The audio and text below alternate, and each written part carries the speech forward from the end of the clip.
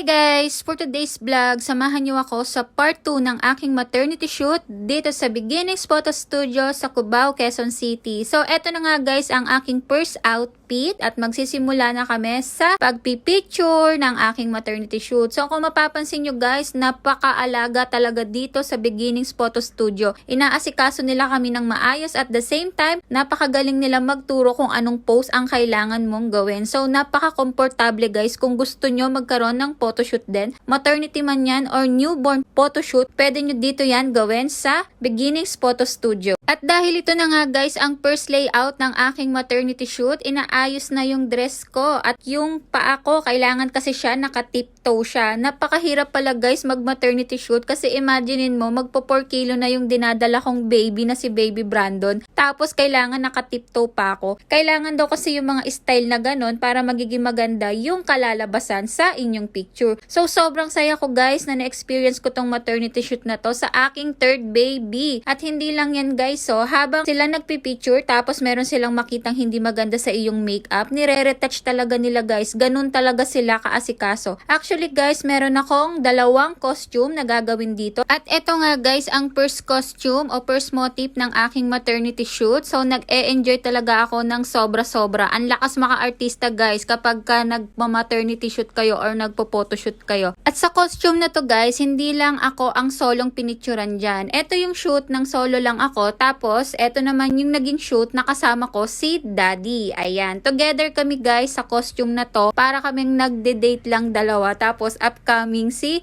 Baby Brandon. Yan yung unang costume ko guys. Eto naman guys yung pangalawang costume ko. Ayan, naka-white. Ang lakas sino bang artista yon? Si Ann Curtis. Ayan, sinasabi ko nga, lakas maka Ann Curtis neto. Tapos, kulot-kulot pa yung buhok, diba? Pero syempre, mas maganda si Ann Curtis. Etong costume na to guys, eto naman yung plain white lang na tinakpan lang yung aking alam nyo na at saka yan, diba? Tinakpan lang siya.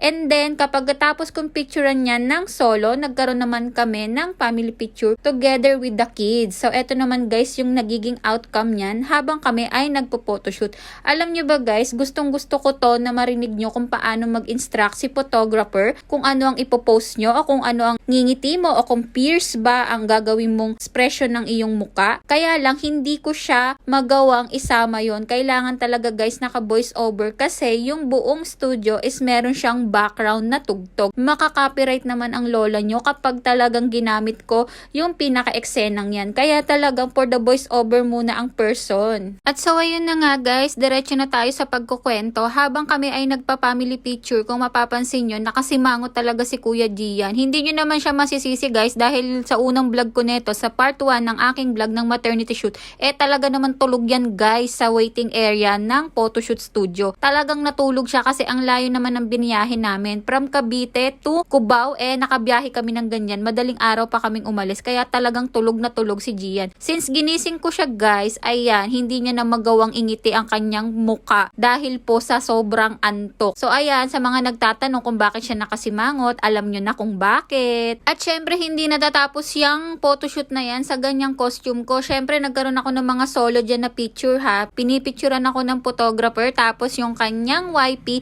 siya naman yung nagpapalipad ng aking costume sa likod. O, diba? Yan, pak. Yan yung nagiging outcome niyan. Parang may lumilipad-lipad na hangin. Ang galing, diba? Nakaka-elib talaga yung merong alam sa pagpo-photography. At the same time, guys, napaka-komportable dito magpa-picture. And then, ang pinaka-last costume ko nga, guys, is eto. Yun talagang nakatakip lang ang aking pantaas, tapos yung aking pambaba. Hirap na hirap nga niyan ako, guys, humiga kasi kailangan talaga is nakahiga ka. Tapos yan, dun nila ako tuturuan mag-posing. So, ayan nga, guys. So, sobrang lakas maka-artista talaga ng peg. Yung talagang higang-higa ka talaga tapos aaura ka pa, no? Ganyan talaga, guys, pag nag-iinarte. Kailangan ko talaga to kasi iniisip ko kung maglalas baby na kami neto kay Baby Brandon, syempre, kailangan meron naman akong picture na remembrance habang ako ay nagbubuntis. Kaya talaga tong maternity shoot na to, guys, hindi lang siya pinag-ipunan. Pinaghandaan ko pa talaga siya, guys, para lang matupad ang maternity shoot na pinapangarap ko. At dito na nga guys, natatapos ang maternity shoot vlog ko. Sana na-inspire ko kayo sa mga mami dyan na gusto rin magpa-maternity shoot. Kontakin nyo lang ang Beginnings Photo Studio dito sa Cubao para may try nyo na din natin at hindi natin ma-miss ang once in a lifetime na pagbubuntis at tayo ay magkakaroon ng remembrance. So thank you guys for watching at huwag niyong kakalimutan mag-follow sa aking page. God bless and love lots!